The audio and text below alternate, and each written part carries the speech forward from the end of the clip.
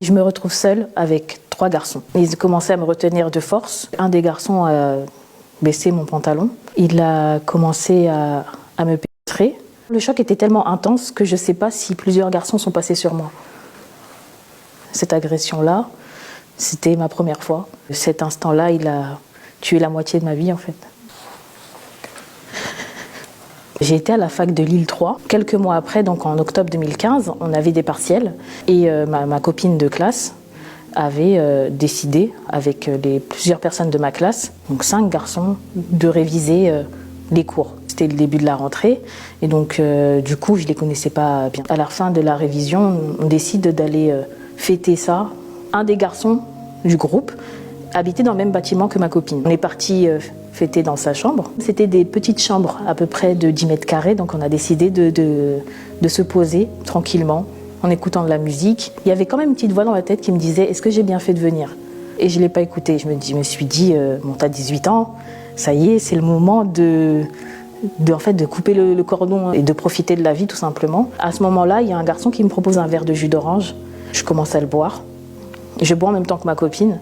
Et c'est que quelques minutes après que je commence à voir flou. Mon âme n'était pas là. C'est comme si j'étais dans la pièce, mais j'étais ailleurs. Je me suis dit, il a mis de l'alcool dedans. Il s'est trompé en fait. Donc je me suis dit, c'est bizarre. J'avais l'impression d'être en dehors de mon corps. Et de ne pas pouvoir... je regarde ce qui se passe et de pas pouvoir faire quelque chose. Je dis à ma copine à côté, il a mis de l'alcool dans mon verre parce que je me sens un peu vaseuse. Elle rigolait en fait. Elle était plutôt à l'aise. Et c'est là que j'ai pris conscience qu'ils avaient mis quelque chose dans mon verre. J'ai commencé à m'inquiéter quand ma copine a commencé à monter dans sa chambre. Parce qu'en fait, lui, il était au rez-de-chaussée et elle était à l'étage. Il y a 2 garçons qui la suivent et je me retrouve seule avec 3 garçons. Un des garçons commence à fermer la porte derrière eux. J'ai essayé de me lever. Ils commençaient à me retenir de force, de chaque côté du lit, et moi je commençais à me débattre, mais j'avais pas contrôle sur mon corps. Un des garçons a baissé mon pantalon, il a commencé à me péter. En fait, le choc était tellement intense que je sais pas si plusieurs garçons sont passés sur moi. Je voyais un qui filmait et je me suis dit dans ma tête, parce que c'était comme s'il y avait un mini-moi à l'intérieur, et je me suis dit, mais si lui l'a filmé, ça veut dire qu'il y avait des vidéos. Et donc il y aura des preuves. Quand c'est terminé, eux ils ont fini. Et moi, j'ai essayé de me lever tant bien que mal. Et j'ai décidé de rejoindre ma copine dans sa chambre. J'ai découvert qu'elle était en sous-vêtements et 2 garçons qui étaient à côté. Je me suis dit qu'ils lui ont fait la même chose. Je vais lui parler, elle était toute vaseuse aussi. Elle était dans les vapes. Je lui disais ça va, tu vas bien? Elle a dit je me sens pas bien, j'ai envie de vomir. J'ai dit à ma copine si elle voulait que je reste avec elle. Elle a dit non, c'est bon, je vais juste dormir. Moi, j'étais tellement sous le choc que je voulais partir de là en fait. C'était devenu un lieu de terreur un peu. Donc je voulais vraiment partir de là. Et j'habitais pas loin de chez elle. Je suis partie chez moi. Toute la nuit, je pleure, j'arrive pas à trouver le sommeil. Et le lendemain, ma copine elle m'a appelée, elle me dit oui, on va aller en cours. Et elle décide de prendre ma défense et d'aller voir ces garçons-là et de leur réclamer les photos qu'ils ont prises de nous ce soir-là et de les effacer. Les garçons, en fait, ils n'ont pas été coopératifs. Ils ont dit nous, on n'a rien fait, on a juste révisé et puis après, il ne s'est rien passé. J'ai pensé à porter plainte, mais j'avais peur des conséquences. Je pense qu'ils savaient où j'habitais et j'avais peur qu'ils décident de se débarrasser de moi, quoi. J'ai arrêté d'aller en cours. C'était dur d'en parler autour de moi. J'en ai parlé à personne d'ailleurs à ce moment-là. Pendant les semaines qui suivent, je me sentais pas bien. Je me sentais un peu nauséeuse, j'avais envie de vomir. Quelques semaines après, je découvre que je commence à avoir des saignements abondants. Ma mère, à cette époque-là, elle surveillait mes règles. Donc elle me disait est-ce que tu as eu tes règles ce mois-ci? J'ai dit oui, j'ai eu mes règles. Et ce mois-ci, elle a constaté que mes règles duraient trop longtemps. Du coup, on a décidé d'aller à l'hôpital ensemble. Ils font des examens gynécologiques et ils s'aperçoivent que en fait, j'avais fait une fausse couche. Elle était sous le choc et c'est là que j'ai dû expliquer à ma mère ce qui s'est passé. Elle a dit, tu le dis à personne, vaut mieux pas en parler. Vaut mieux pas que ça s'ébruite Il ne faut pas que ça vienne gâcher ta vie. Oublie, c'est mieux et ça ira mieux. Ça a été doublement traumatisant parce que, en fait, le fait que j'ai fait une fausse couche, je me suis dit, déjà, cette agression-là, c'était ma première fois. Je me suis dit, mais c'est pourquoi on m'affiche tout ça, en fait.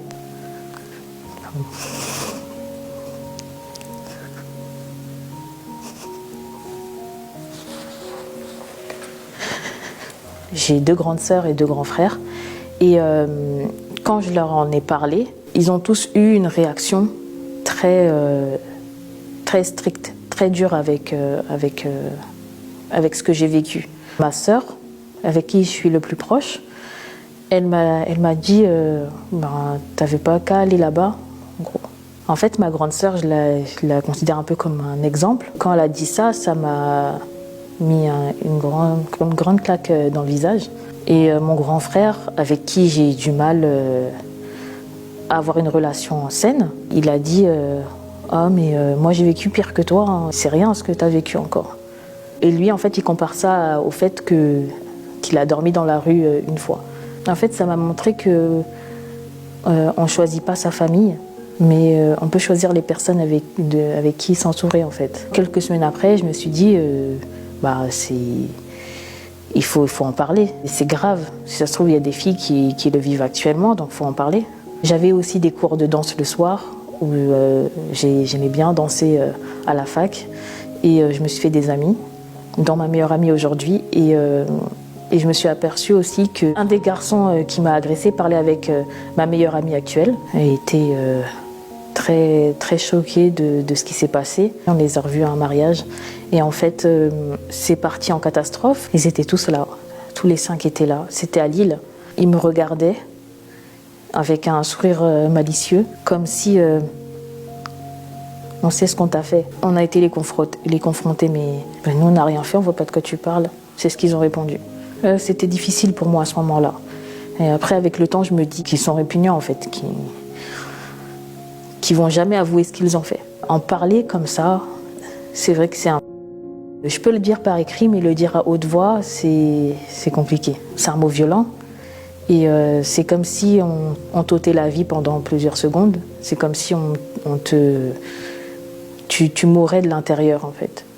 Et cet instant-là, il a tué la moitié de ma vie, en fait. Ça m'atteignait énormément, année après année.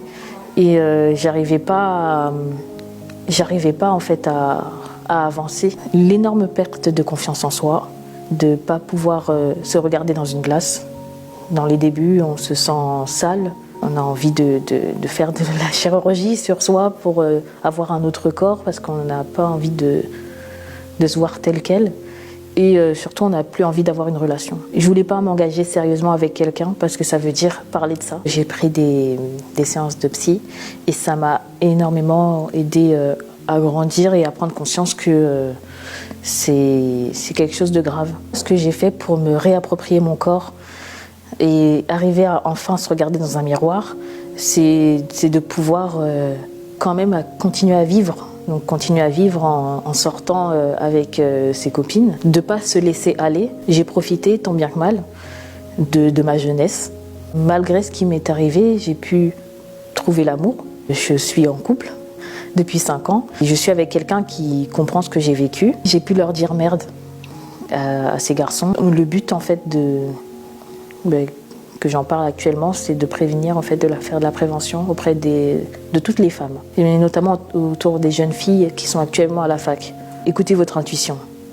N'allez pas dans des soirées alors que vous n'avez pas envie ou vous avez une intuition qui vous dit ah mais en fait j'aurais mieux fait de rester chez moi, en fait j'aurais mieux fait de rentrer chez moi. Écoutez votre intuition. Si vous sentez qu'une personne est pas bien, évitez de parler à cette personne ou prenez votre distance.